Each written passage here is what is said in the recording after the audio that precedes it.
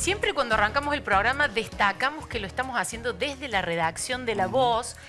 Y eso es porque nos encanta, es nuestra casa, y además porque la redacción de La Voz nos da muchas oportunidades como la que tenemos ahora, porque aquí en la sede de La Voz se realiza la primera edición de una jornada de coyuntura y agro, y en ese marco hubo expositores muy interesantes, uno de ellos el que tengo acá a mi derecha, Eduardo Van der Kooi, bienvenido. Gracias, ¿cómo le va? Hola Eduardo, gracias por estar. Secretario de redacción de Clarín y un analista político de lectura obligada, columna de lectura obligada todos los domingos al que le interesa seguir la política. Para el que no tiene otra cosa que hacer. Sí. No. La humildad de un analista que es muy escuchado, lo fuiste también en el marco de estas jornadas. Empecemos, si te parece, por ahí, porque fue muy interesante lo que decías a mí. Entre muchos conceptos me pareció muy atinada una frase. Empezamos al revés, no por oficialismo, sino por oposición. Que a nivel nacional, ¿no? Porque a nivel nacional. De bueno, pero lo vamos a hacer local, de puerta de entrada de Córdoba. Porque le vamos a preguntar eso. El peronismo ha dejado de entender lo que es la Argentina, describiendo, me parece, con mucho tino, esta como desorientación, dispersión que todavía tiene el peronismo y que en lo que todo el tiempo que lleva Milei al frente del gobierno no ha logrado todavía encaminar hacia algún lado. Yo, además de pedirte que desarrolles un poquito ese concepto, te quería preguntar qué pasa con, por ejemplo, el peronismo cordobés en ese marco. ¿A qué peronismo alude ese análisis, esa visión que vos dabas? No, a ver, en general, cuando yo mencioné esa repentina, es un proceso de incomprensión, y yo mencioné a Federico Zapata, que es cordobés, esta cosa de que el kirchner, me refería básicamente al kirchnerismo, que creo que es la expresión mayoritaria y por lo menos hoy la que sigue más vigente dentro del peronismo, lidera a nivel nacional. De creer que el país, que Argentina se tiene que adaptar a lo que piensan ellos y no a lo que es no solamente idiosincrasia, sino las transformaciones sociales que ha habido en la Argentina, que también han ocurrido durante el gobierno kirchnerista, han pasado muchísimas cosas. Digo, todos los índices sociales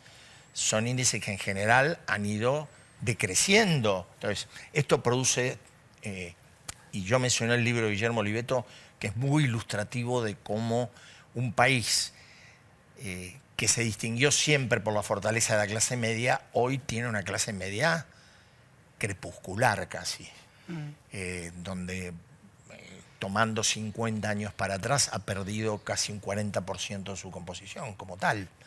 Entonces me refería a eso, y me refería además a que esa incomprensión externa se acopla con una mirada de lo externo que tampoco se termina de comprender. Digo, por lo menos el kirchnerismo, la parte más, el núcleo más duro del kirchnerismo, sigue construyendo un relato, un discurso en función de ideas económicas de un mundo que no es el mundo que ellos creen que existe. Más allá de las cosas que ocurrieron, que Cristina haya decidido tomar el timón del PJ, claro, es una demostración de debilidad, no de fortaleza. Porque ella, primero, nunca fue peronista, nunca le importó el peronismo. ¿Nunca fue peronista? Nunca fue peronista. ¿Qué fue? En lo que yo lo conocí. ¿Qué definición ella darías de ella a nivel ideológico? Yo creo que ella es kirchnerista, que es una vertiente surgida del peronismo a partir del ensayo empezado en Santa Cruz y prolongado al gobierno de su marido, que fue por lejos mucho mejor que los dos de ellas, y básicamente a los dos de ella. Pero, digo, hay anécdotas, no vale la pena contar, pero está claro que su esencia está mucho más ligada al pensamiento de centro-izquierda y de izquierda que del peronismo tradicional. Claro. Y en más eso, hacia la izquierda. En ese ámbito ideológico, y retomo lo que decía Flor, Schiaretti, el exgobernador, quiere encabezar o está encabezando la conformación de una fuerza política más de centro. Lo dicen sus mismos diputados, estuvieron acá. Sí. Es el viejo tema de si hay lugar para el centro en esta Argentina. ¿Vos crees que hay un lugar para el centro, al menos que la renovación peronista vaya por ese lado? A ver, yo creo que debería haberlo. que es una construcción pendiente que tiene la Argentina si la Argentina quiere tener algún ciclo de gobernabilidad durable, de gobernabilidad en términos de, bueno, tenemos una política de Estado cuyos parámetros centrales se respetan, como pasa en casi todos los países, entre comillas, normales del planeta. La Argentina no tiene eso. Yo creo que esa búsqueda pasa por ese lugar. Ahora, ¿qué dificultad encuentro yo? Encuentro la dificultad de que la política, desde hace mucho tiempo, cada vez más profundiza los extremos, las confrontaciones. Entonces, ese lugar del medio es como que se vacía. Siempre. Y cada uno que ha intentado retomar esa senda no ha tenido éxito, porque hay una sociedad, desgraciadamente, que actúa muy en los extremos del péndulo, que nunca encuentra un punto de equilibrio, que decir, bueno, a ver, vamos por aquí. Y de hecho, la última elección lo demostró. Claro. Digo, todas las opciones más moderadas fracasaron. Sí. Patricia Bullrich le ganó a Horacio Rodríguez Larreta, que era, si se quiere, la oferta, después uno puede estar de acuerdo o no, pero era la oferta más componedora de todas las que había. Claro, ¿te parece que la polarización es el principal techo o desafío para el armado de una opción o el inicio de una renovación del peronismo desde un lugar como Córdoba? ¿O hay otros factores más estructurales que pasan por la fisonomía del partido? La característica de los liderazgos, no sé si en el tipo de liderazgo de Schiaretti ves activos, pero también ves pasivos en algunas de sus características. No, yo creo que está bien que se intente construir ese camino. No sé si es Schiaretti, y lo digo desde sentirme casi colega etario de él, no sé si biológicamente es el hombre indicado para encarnar un proceso de renovación, no solamente de conducción política, sino de pensamiento. A lo mejor de pensamiento puede ser. Ahora, eso tiene que ir atado o acoplado a una energía de conducción que no sé si Schiaretti está o no en condiciones de encaminar. Ahora, creo que además no es un problema de voluntad solamente. Acá lo que hay que plantearse cuál es el trance histórico que atraviesa la sociedad argentina y por qué la sociedad argentina tiene esta tendencia permanente de buscar los polos contrapuestos. Tendencia que además cada dirigente que llega incentiva. Porque no es que el que llega y dice, che, bajemos un cambio, veamos cómo. Y el cordobés ha votado masivamente por una figura como Javier Milei, con sus características, con su característica confrontativa, explosiva, de ese discurso de dinamitar el sistema, ¿no? Así es. Que ahora se vuelve una dificultad en parte a la hora de gestionar, de gobernar. Sí. Bueno, eso es lo que... ¿Hasta cuándo se puede gobernar? Bueno, eso es lo que hay que ver. Soledad? Me parece que parte de ese interrogante va a tener que ser dilucidado por las elecciones que se hacen este año, que vienen medio segmentadas, básicamente las de octubre, porque lo que se plantea hacia adelante... A ver, la elección legislativa no le va a cambiar la vida al gobierno. Porque el gobierno, por más que haga la mejor elección, no va a tener nunca una mayoría ni un control de ninguna de las dos cámaras. Con lo cual, sigue existiendo. A ver, dicho esto, digo también, la mejor elección posible relegitima la gestión del presidente para los 2 años que vienen. Claro, da capital. Exacto. Ahora, pero sí hay algo que es importante, que tiene que ver con Buenos Aires, ahora salimos de Córdoba, que es la madre de todas las batallas, como siempre se dice. La provincia. En la provincia, claro. La posibilidad, si no hay un acuerdo de la Libertad Avanza y el PRO, como se viene discutiendo, de que finalmente el kirchnerismo y con Cristina gane, y ahí sí sería complicado para el gobierno. ¿Vos lo ves así? Sí, pero creo que el prólogo es la votación en la ciudad. ¿Ah, sí? Del 18 de mayo. ¿Y qué sería el peor escenario para el gobierno? El prólogo porque yo creo que el mejor escenario para la posibilidad de un acuerdo es que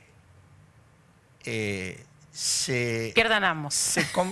Efectivamente, se concrete lo que las encuestas dicen hoy, habrá que ver cuando llegue el 18 de mayo, de que Leandro Santoro puede ganar la elección. El peronista. Exactamente. Porque esto les va a definitivamente impactar en, che, si acá perdemos con Santoro y vamos divididos en la provincia, si perdemos en el distrito donde el peronismo es más débil, Claro.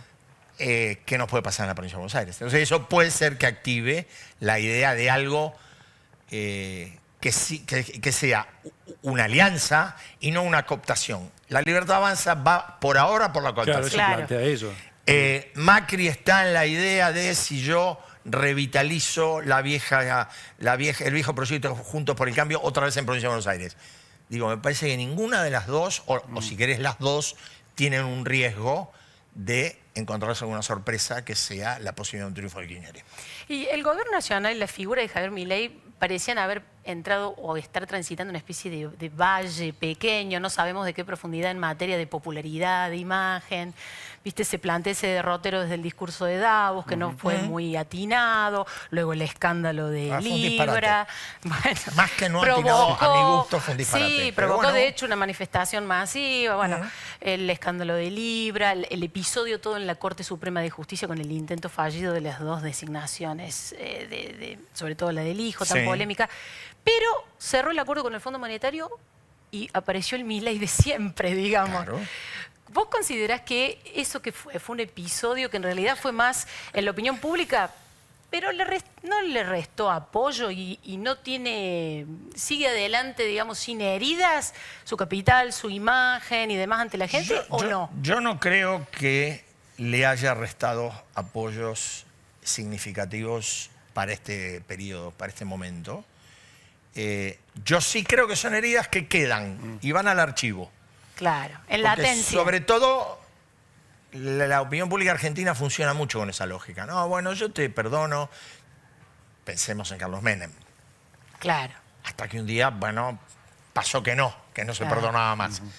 Pero cuando son esas pequeñas cosas, porque básicamente lo que manda en una sociedad en crisis, y la sociedad argentina es una sociedad en crisis hace mucho tiempo, es el valor de lo económico y el bolsillo de la vida cotidiana.